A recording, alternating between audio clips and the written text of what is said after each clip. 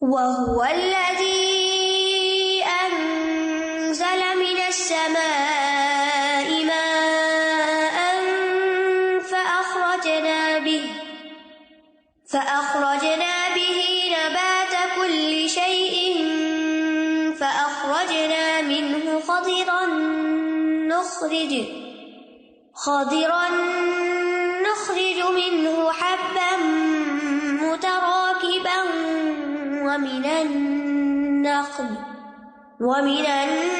النَّخْلِ مِنْ طَلْعِهَا قِنْوَانٌ دَانِيَةٌ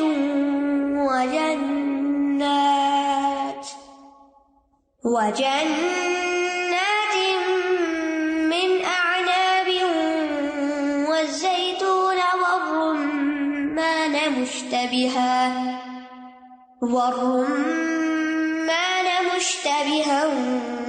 وَغَيْرَ مُتَشَابِهٍ انظُرُوا إِلَى ثَمَرِهِ إِذَا أَثْمَرَ وَيَنْعِهِ إِنَّ فِي ذَلِكُمْ لَآيَاتٍ لِقَوْمٍ يُؤْمِنُونَ۔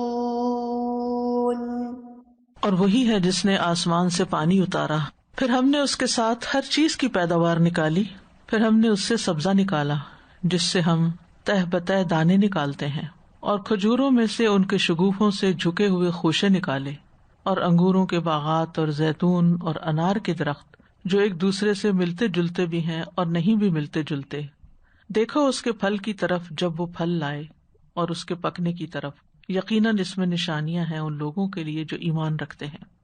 یہاں اللہ تعالیٰ کی کاریگری کی ایک اور مثال بیان ہوئی ہے، یعنی دیکھو کس طرح بارش کا پانی جب برستا ہے تو ہر طرح کی نباتات پیدا ہو جاتی ہے، سبحان اللہ، یعنی زمین کیسے کیسے خزانے اگل دیتی، ایک ایک چیز قیمتی ہوتی ہے، ویلیوبل ہوتی ہے، یعنی یہاں تک کہ اب گھاس کا بھی ایکسٹریکٹ نکال کر اس کی بھی میڈیسن بنائی جا رہی ہے، اور ہر طرح کی جو نباتات اگتی ہے اس پر تجربے ہو رہے ہیں، اور اس میں مختلف طرح کے فائدے ہیں انسانوں کے لیے۔ تو یہ سب اللہ سبحانہ وتعالیٰ ہی نے انسان کے لیے بنایا ہے، اور پھر انسان کو عقل بھی دی ہے کہ وہ ان چیزوں کو دیکھے اور ان کو استعمال کرے۔ وَهُوَ الَّذِي أَنزَلَ مِنَ السَّمَاءِ مَاءً، اور وہ ایک اکیلا اللہ ہی ہے جس نے آسمان سے پانی اتارا۔ یہاں آسمان سے مراد بادل ہیں، یعنی بادلوں سے پانی اتارا اور اس سے مختلف طرح کی نباتات پیدا کی، مختلف طرح کے پھل پیدا کیے جن کی کیفیت، ذائقہ اور رنگ مختلف ہیں۔ یہاں بادلوں کو آسمان کا نام کیوں دیا گیا؟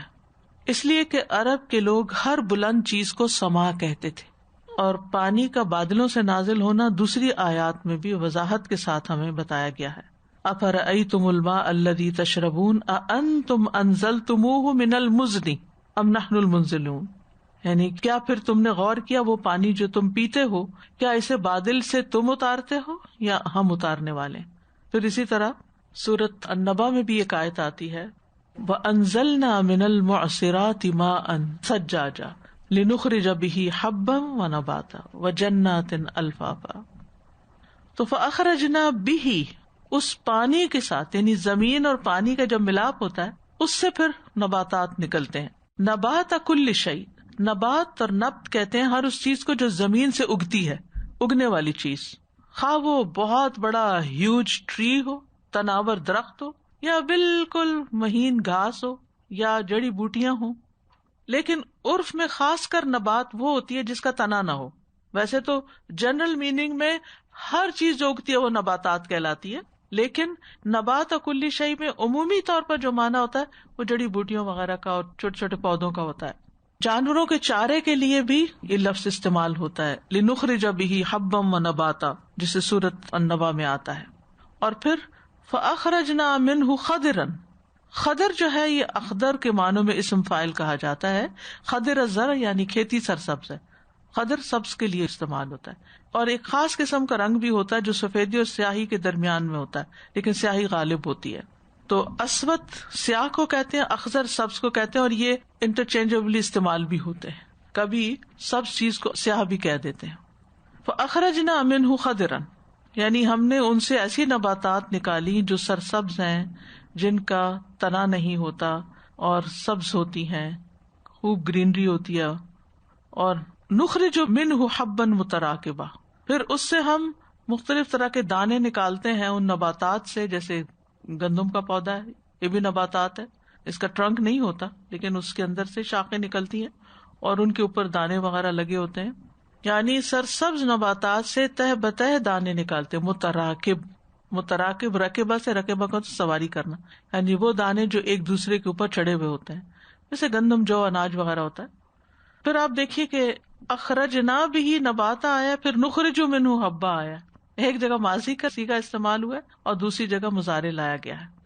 تو اس سے حیرانی ہوتی ہے کہ ایک ہی کلام میں بات کو پھیر کیوں دیا گیا ہے.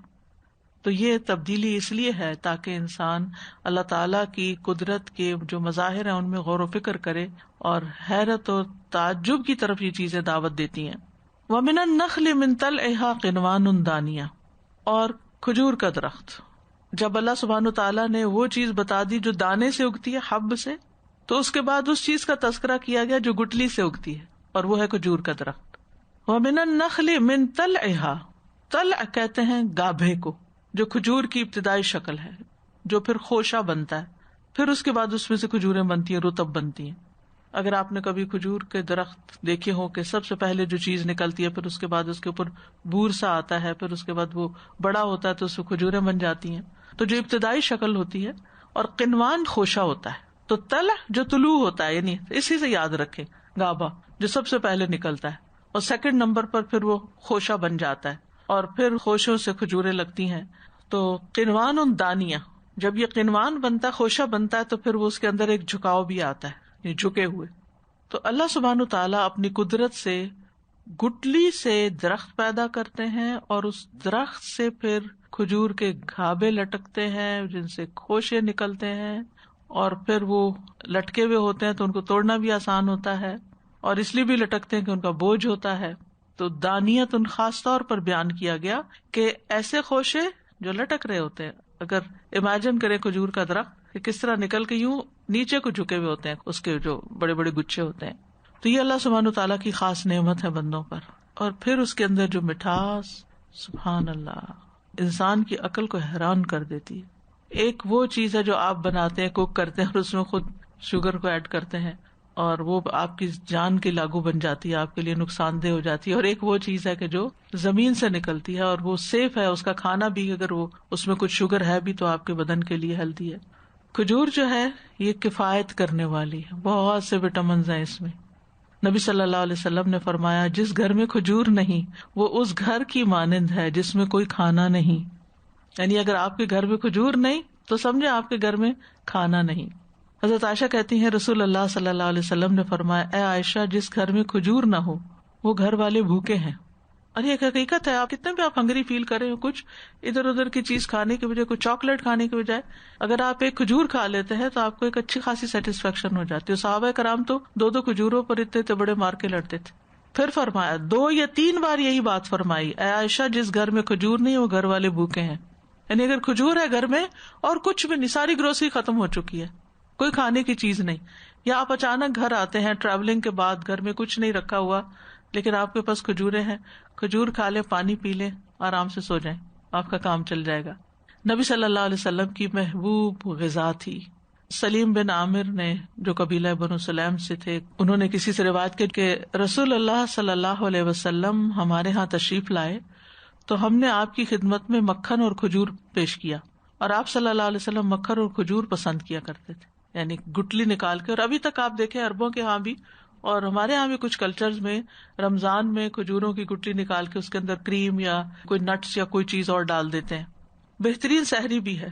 عام طور پر رمضان میں تو سحری کا اہتمام ہوتا ہے، لیکن اگر سال بھر آپ روزہ رکھنا چاہتے ہیں تو پھر اس وقت صبح میں کچھ بعض اوقات نہیں بھی میسر ہوتا تو کھجور سے بھی روزہ رکھا جا سکتا ہے. فرمایا کھجور مومن کی بہترین سحری ہے. پھر اسی طرح نبی صلی اللہ علیہ وسلم رمضان میں یا ویسے بھی نماز سے پہلے تازہ کھجوروں سے روزہ افطار کرتے تھے، یعنی فریش ڈیٹ سے. اگر تازہ کھجور نہیں ہوتی تھی تو خشک کھجور تناول فرما لیتے، یہ نہ ہوتی تو پانی کے چند گھونٹ پی لیا کرتے تھے. کھجور صدقہ کرنے کا بھی بہت بڑا اجر ہے. ابو ہریرہ رضی اللہ عنہ کہتے ہیں کہ رسول اللہ صلی اللہ علیہ وسلم نے فرمایا، جو شخص حلال کمائی سے ایک کھجور کے برابر صدقہ کرے اور اللہ صرف پاکیزہ چیزوں کو ہی قبول کرتا ہے تو بے شک اللہ اسے اپنے داہنے ہاتھ سے قبول کرتا ہے، پھر اس صدقہ کرنے والے کے لیے اس کو بڑھاتا ہے، بالکل اس طرح جیسے تم میں سے کوئی اپنے گھوڑے کے بچے کو پال کر بڑا کرتا ہے، یہاں تک کہ اس کا صدقہ پہاڑ کے برابر ہو جاتا ہے۔ سبحان اللہ۔ عرب کے لوگ پورے ٹہنی کاٹ لیتے ہیں اور دسترخوان پر وہ پورا گچھا لا کے رکھ دیا جاتا ہے۔ شاید آپ کو بھی کبھی اتفاق ہوا، عرب ملکوں میں اگر آپ کبھی مہمان بنے ہو کسی کے ہاں تو وہ اس میں سے ڈائریکٹ توڑ کے کھانا۔ اور یہاں بھی کچی کھجوریں جب آتی ہیں، اگرچہ وہ چھوٹے چھوٹے ہوتے ہیں، ایک سٹک کے اوپر 5-7 کھجوریں لگی ہوتی، ان کا بھی اپنا مزہ ہوتا ہے۔ نبی صلی اللہ علیہ وسلم ایک مرتبہ انصاری عورت کے گھر تشریف لے گئے تو انہوں نے آپ کے لیے بکری ذبح کی، پھر آپ نے کھانا کھایا تو وہ آپ کے لیے کھجوروں کا اسی طرح کا خوشہ لائی، قنوان، تو آپ نے اس میں سے کھایا، یعنی سویٹ ڈش کے طور پر۔ وَجَنَّاتٍ مِّنْ أَعْنَابٍ، اور انگوروں کے باغ۔ سبحان اللہ، کبھی آپ انگور کے باغ میں جائیں جو اللہ کی قدرت نظر آتی ہے۔ یہ چیزیں دیکھنے سے تعلق رکھتی ہیں، صرف کتاب میں پڑھ کے یا تصویر دیکھ کے وہ مزہ نہیں آتا جو آپ ایکچولی اگر آپ کبھی اس کے اندر سے گزرے، ان روشوں کے اندر سے، تو یعنی انفارگیٹیبل سینز ہوتے ہیں وہ، جو انسان کی نظروں سے اوجھل نہیں ہوتے۔ تو عربوں کے ہاں کھجور اور انگور یہ 2 چیزیں وافر ہوتی تھی، تو اس لیے قریب کی مثالیں بھی دی گئی، اور خصوصاً مکہ کے قریب جو طائف تھا وہاں کے انگور جو تھے وہ مشہور تھے، اور انار بھی وہاں کے بہت اچھے۔ انار کا ذکر بھی قرآن مجید میں آتا ہے، جیسے اگلی آیت میں آ رہا ہے۔ تو اہل حجاز کے نزدیک یہ دونوں پھل جو تھے یہ بہت افضل قسم کے پھل تھے، اور ہو سکتا ہے کہ ویسے بھی دنیا کے بہترین پھلوں میں سے ہوں۔ ان کے غذائی فائدے بھی بہت بتائے جاتے ہیں، ان کو رزق حسن بھی کہا گیا۔ وَمِن ثمرات النخیل والعناب تتخذون منه سکرا ورزقا حسنا والزیتون والرمان، اور زیتون اور انار، یہ بھی عربوں کے ہاں مشہور تھا، معروف تھا۔ یعنی بتانا ہی مقصود ہے کہ اللہ تعالیٰ نے تمہارے لیے صرف اناج نہیں پیدا کیا بلکہ اس کے ساتھ تمہارے کھانے کے لیے کچھ اور چیزیں بھی ذائقے کے لیے پیدا کی۔ عربوں کے عام طور پر جو کھانا کھایا جاتا ہے وہ زیتون کے تیل میں روٹی ڈبو کے کھائی جاتی، جیسے قرآن مجید میں آتا ہے وَصِبْغٍ لِّلْآكِلِينَ، سالن کے طور پر، تو یہ بھی ایک بہترین غذا ہے۔ ابھی کسی نے بتایا کہ ان کا بیٹا گریس گیا ہوا تھا، تو وہاں پر وہ جو ریسٹورینٹس ہیں وہاں کھانے سے پہلے پیور آلیو آئل دیتے ہیں اور اس کو خاص قسم کے کپ میں ڈالتے ہیں، جس کو ہاتھ میں لے کے پہلے ہاتھ سے اس کو گرم کرتے ہیں اور پھر اس کو پہلے پیتے ہیں۔ جیسے ہم لوگ تو پانی پہلے پی لیتے ہیں کھانے سے، تو وہ پہلے زیتون کا تیل پیتے ہیں، اس کے بعد کھانا کھاتے ہیں۔ یعنی کہتے ہیں جس بھی ریسٹورینٹ میں جائیں وہاں اسی طرح سروس ہوتی ہے۔ اور ایک حقیقت ہے قرآن مجید میں زیتون کا جو ذکر آتا ہے، شجرۃ مبارکہ، برکت والا درخت ہے، فلسطین کے علاقے میں خاص طور پر جو پیدا ہوتا ہے، اور وہاں کا تیل جو ہے، اور اس میں بیماریوں کے لیے شفا بھی ہے۔ نبی صلی اللہ علیہ وسلم فرمائے کلوا وادہنوا، کہ اس کو کھاؤ بھی اور اس سے مساج بھی کرو۔ وادہنوا یعنی دہن کہتے ہیں اس کی چکنائی کو، یعنی اپنے جسم پہ اس کو ملو بھی۔ تو یہ سارے پھل جو ہیں یہ بطور نعمت اللہ تعالیٰ نے ذکر کیے ہیں۔ سورۃ ابسہ میں بھی آتا ہے فَلْيَنظُرِ الْإِنسَانُ إِلَىٰ طَعَامِهِ، انسان کو اپنے کھانے کی طرف دیکھنا چاہیے۔ ہم نہیں دیکھتے، بس ہم صرف یہ دیکھتے ہیں کہ کیا ہے کیا نہیں ہے، کھا لیتے ہیں آنکھیں بند کر کے، غور نہیں کرتے اس میں۔ اللہ سبحانہ وتعالیٰ فرماتے ہیں انسان کو چاہیے کہ اپنے کھانے کو دیکھے۔ اَنَّا صَبَبْنَا الْمَاءَ صَبًّا، ہم نے اوپر سے کس طرح پانی برسایا، بارش برسائی۔ ثُمَّ شَقَقْنَا الْأَرْضَ شَقًّا، پھر عجیب طرح سے زمین کو پھاڑا، پانی کس طرح زمین کے اندر چلا جاتا ہے اور پھر پھٹتی ہے زمین اور دانا اور پودا باہر آتا ہے۔ فَأَنبَتْنَا فِيهَا حَبًّا وَعِنَبًا وَقَضْبًا، ہم نے اناج اگایا، انگور اور ترکاریاں، سبزیاں۔ وَزَيْتُونًا وَنَخْلًا، اور زیتون اور کھجور۔ وَحَدَائِقَ غُلْبًا، اور گھنے باغات۔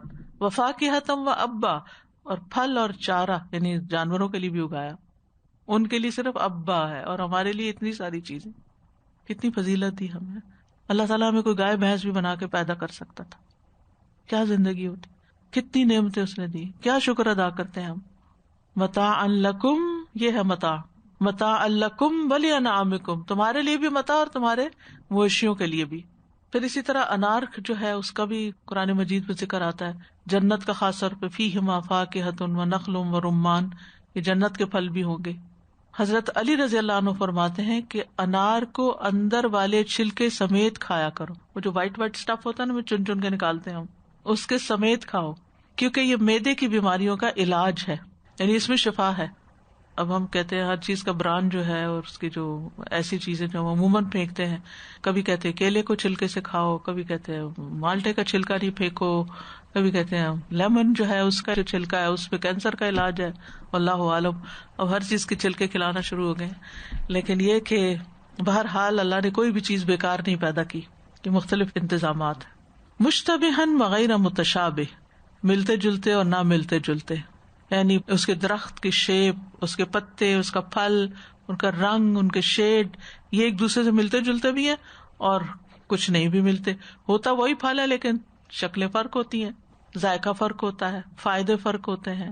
یہ پھل بھی آپس میں مختلف ہیں لیکن ایک پھل کے اندر بھی اختلاف ہوتا ہے، آئیڈینٹیکل نہیں ہوتا، کئی قسمیں ہوتی ہیں اس میں بھی. اگر آپ کبھی ٹرکی گئے ہو تو آپ نے دیکھا ہوگا جو زیتون کی مارکیٹ ہوتی ہے، سبحان اللہ، کتنے کلر، کتنے شیڈ، کتنے سائزز. یعنی انسان کی عقل حیران ہو جاتی کہ اللہ نے انسان کے لیے کیا کچھ پیدا کیا، چھوٹے سے چھوٹا زیتون سے لے کے بڑے سے بڑا زیتون. پھر رنگ بھی مختلف، شیڈ مختلف، ٹیسٹ اتنا مختلف اور اثر بھی مختلف. ایک بالکل بلیک زیتون ہوتا ہے، بعض لوگوں کو وہ منع کیا جاتا ہے، جو ہربلسٹ اور یہ نیچروپیتھس ہوتے ہیں کہ بلیک نہیں کھائیں، آپ گرین کھائیں، اس کو یہ سوٹ کرتا ہے، اس کو وہ سوٹ کرتا ہے. جیسے انسانوں کی طبیعتیں مختلف بنائی ایسے ان کے لیے پھل بھی مختلف. لیکن ہم چاہتے ہیں ہر چیز ہم کھا کے دیکھیں، یعنی ہر چیز ہمارے لیے نہیں ہوتی، اس میں سے انسان اپنے لیے وہ لے جو اس کو فائدہ دیتا ہے، اور یہ تجربے سے پتہ چلتا ہے. اس میں بھی فرق ہے، وہ بلڈ گروپ کے ساتھ ٹیسٹ کر کے بتاتے ہیں. میں ایک دفعہ کسی ہربلسٹ کے پاس گئی تھی تو اس نے کہا تھا کہ آپ بلیک آلیو بالکل نہیں کھائیں، آپ کے بلڈ کے ساتھ سوٹ نہیں کرتا. اللہ عالم، اللہ بہتر جانتا ہے. تو یہاں پر آپ دیکھیں کہ پھلوں اور میووں کے اندر ایک ترتیب بتائی گئی، سب سے پہلے کھجور، پھر انگور، پھر زیتون، پھر انار. تو زراعت سے آغاز ہوا اور پھر اس میں جو اعلیٰ ترین چیزیں ہیں ان کا ذکر کیا گیا، اور ان میں سب سے اوپر کھجور کو رکھا گیا، اس کے بعد انگور کو رکھا گیا، پھر زیتون کی بھی بہت سی افادیت ہے، پھر انار، اس کے بھی بے شمار فائدے ہیں. کہتے ہیں کہ منرلز اور توانائی کا خزانہ ہے. ماہرین کہتے ہیں کہ انار میں سنترے سے یعنی اورنج سے 3 گنا زیادہ اینٹی آکسیڈینٹس پائے جاتے ہیں، اور انسان کی امیونٹی کو بڑھاتا ہے انار. ذہنی تناؤ بھی کم کرتا ہے، یعنی بہترین ٹونک ہے ریلیکس کرنے کے لیے. کولیسٹرول کو کم کرتا ہے، بلڈ پریشر کو کم کرتا ہے، اور بھی بے شمار فائدے ہیں. اور اس کے علاوہ نباتات کی بے شمار قسمیں کہ ان کا ہم احاطہ نہیں کر سکتے.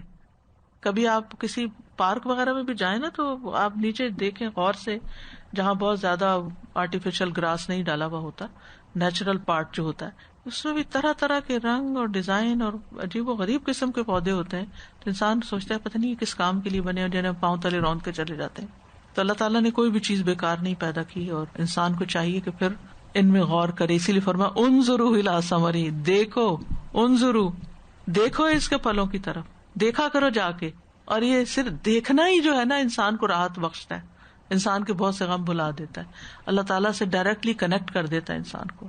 یعنی صرف وہ نہیں جو تو آپ کے ٹیبل پہ آ جاتے ہیں، وہ بھی دیکھو. انظروا الی ثمرہ اذا اثمر، جب وہ پھل لا رہے ہوں یا جو پھل نکل رہے ہیں اس وقت دیکھو. وینعی، اور جب وہ پک جائیں اس وقت دیکھو. یعنی پھلوں کے پکنے کے عمل پہ غور کرو. یعنی ایک ایک دن میں وہ کلر بدل رہے ہوتے ہیں اور سائز ان کا بڑھ رہا ہوتا ہے. یعنی صرف خالی آنکھوں سے نہیں دیکھو بلکہ غور کرو اس کے اندر. یعنی کھانے کے لیے بیٹھے تو اس میں بھی غور و فکر کریں. پھر یہ سارا وقت عبادت ہو جاتا ہے. اپنے گارڈن میں گئے وہاں پر غور و فکر کریں، کسی پارک میں گئے وہاں غور و فکر کریں، کسی فیلڈ میں گئے ہیں مختلف کراپس دیکھیں، جائیں، روکیں گاڑی، ٹھہریں، دیکھیں. یہ سب عبادت ہے اگر اللہ کا حکم سمجھ کے کرتے ہیں، کیونکہ اللہ تعالیٰ حکم دے رہے نا، انظروا، دیکھو، دیکھو، آنکھیں کھولو. ان احکامات سے روگردانی نے بھی ہماری زندگی میں پریشانیاں بھر دی ہیں. یعنی ہم نماز روزے کی حد تک تو قرآن سے رہنمائی لے لیتے ہیں اور وہ کر لیتے ہیں، پھر کہتے ہیں نماز بھی پڑھی بھی چین نہیں یار، اب کیا کروں. اٹھو، نکلو باہر، جا کے کچھ دیکھو، بہت سکون ملتا ہے. سبحان اللہ. یعنی اٹ ڈز میک ڈفرنس. ہو ہی نہیں سکتا کہ آپ ان چیزوں کو دیکھیں اور پھر آپ کے اندر تبدیلی نہ آئے، آپ کا مزاج نہ بدلے. Most of the time alone at home, تو مجھے کچھ ہو رہا تھا میں بس پیچھے بیک یارڈ میں چلی جاتی ہوں، اتنا سکون ملتا ہے. انسان اذکار بھی وہیں کر لے، بس دیکھ کے نیچر کو، اٹس اے ڈفرنٹ فیلنگ. بالکل سو پیسفل. استاذہ جی ہم سے زیادہ ان لوگوں نے اس چیز کو اپنایا. یہ لوگ تو باقاعدہ ایک فیسٹیول ہوتا ہے, چیری بلاسم جب پیک پہ ہوتے ہیں, اسی طرح سے اوٹما میں بھی ایک اور فلاور ہے وہ ہوتا ہے, تو اس کا پورے اتنے دن جتنے دن وہ رہے گا, کیونکہ کم دن کے لیے ہوتا ہے نا, پھر ظاہر مرجھا جاتے ہیں, تو اتنے دن میں باقاعدہ فیسٹیول کی طرح سے لوگ سیلیبریٹ کرتے ہیں. تو پھلوں کا میں نے نہیں سنا, لیکن فلاورز کا دونوں. جو پکنگ سیزن ہوتا ہے, سو نائس, اپنے ہاتھ سے خود پک کرنا. مجھے اچھی طرح یاد ہے فرسٹ ٹائم جب 2004 میں میرے خیال ہے ہم لوگ گئے تھے چیری پکنگ کے لیے, چیری نہیں اسٹرابری, تو ہشام چھوٹا سا تھا, اتنا حیران ہوا, کہتے اگر یہ پاکستان میں ہوتا ایک نہ بچتا. بالکل بالکل صحیح. تو یہاں ہمیں کھلی چھٹی دے دی, جتنا چاہو کھاؤ. باسکٹس میں ڈال کے لے کے جانا, مطلب وہ ایک ڈفرنٹ ایک آپ کی ایکٹیویٹی ہے. جی استاذہ جی یہ جو آپ نے کہا ہے نا کہ بہت ریلیکسنگ جب باہر نکلو, تو آج کل بچے جب پڑھ رہے ہوتے ہیں نا بہت, تو انہوں نے سائڈ میں لگایا ہوتا ہے ہلکے سے میوزک, انہوں نے ڈالا ہوا ہلکا سا, اور پانی بہ رہا, اس کی آواز چل رہی ہے, اس میں نیچے پھول ہل رہے ہیں پانی کے اندر, اور اتنا سکون ملتا ہے ان کو. بلکہ ہم بھی کمرے میں جاتے ہیں تو بس دیکھتے ہی رہ جاتے ہیں کہ اتنے پیارے پیارے لوگوں نے ڈفرینٹ فارسٹ کے کمپیوٹر کی اسکرین, جی وہ ہاں مین. لیکن اوریجنل چیزوں کو ٹچ کرنے میں بھی ایک اور سکون ہے. تو مطلب یہ ہے کہ ان کا اگنا دیکھو, ان کا بڑھنا دیکھو, پھر ان کا پکنا دیکھو, ان کی ترکیب کو دیکھو, کیسے جڑے ہوئے ہیں, کیسے بعض اوقات نازک ٹہنیوں کے ساتھ لٹکے ہوئے ہیں. ان فی ذالکم لآیات لقوم یؤمنون, بے شک اس میں نشانیاں ہیں, یقیناً نشانیاں ہیں ان لوگوں کے لیے جو ایمان رکھتے ہوں. یہ نشانیاں اللہ تعالیٰ کی قدرت, حکمت, رحمت, کمال پر دلالت کرتی ہیں. لیکن یہ قدرت اور حکمت کس کو نظر آتی ہے؟ جو ایمان رکھتا ہو. اور اہل ایمان ہی علم اور فقہ بھی رکھتے ہیں, جو اصل نتیجے تک پھر پہنچتے ہیں. تو ان آیات سے یہ بات پتہ چلتی ہے کہ اللہ ہی ہر چیز کا خالق ہے, لہٰذا اسی کی عبادت کرنی چاہیے. اللہ کا علم ہر چیز پر محیط ہے, ہر چیز میں اس کی حکمت پائی جاتی ہے. ستاروں سے لے کے زمین کے درخت, ہر چیز اسی نے بنائی ہے, اور انسان کو ان کے ذریعے رہنمائی دی ہے, فائدہ پہنچایا ہے. ان چیزوں کا علم حاصل کر کے عقل کو جلا ملتی, اور فقہ کے ذریعے ان کے رازوں کا پتہ چلتا ہے. ایمان زندگی ہے, اور ایمان کا نہ ہونا موت ہے.